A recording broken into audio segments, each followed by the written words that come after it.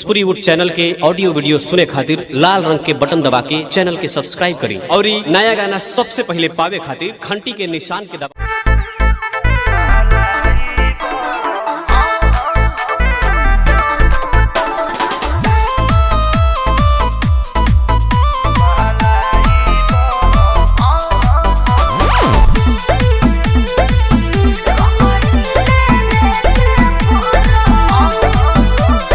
खाना पीना ना बनहिले बाड़ू भोरही से मुँह लटकले बाड़ू तो का करे ए रानिया।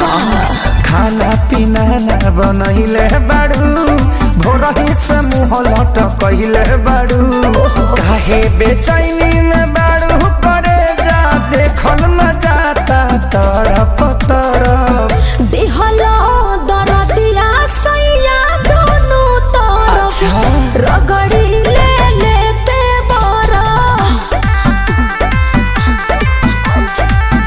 रगड़ी ले लेते बारा।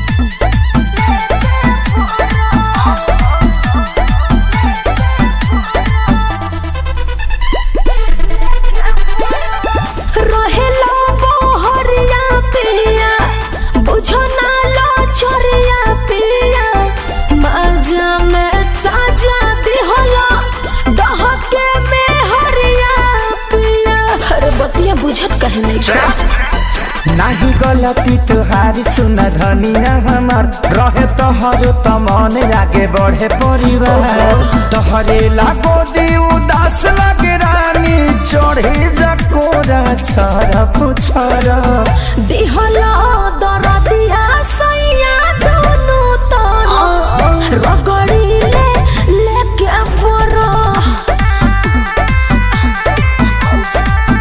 रगड़ी ले लेके बरा।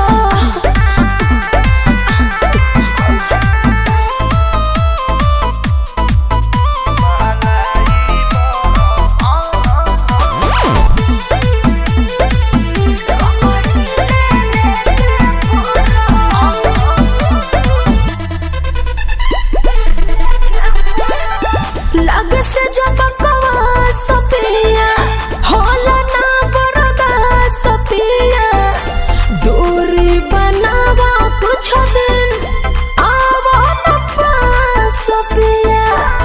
अच्छा तो सुना जनी तुरा तू उम्मीद नहीं कर धनी जिद हमारा खतनी मन भोरे छुछी जब खरीद पवन खेसारी धोती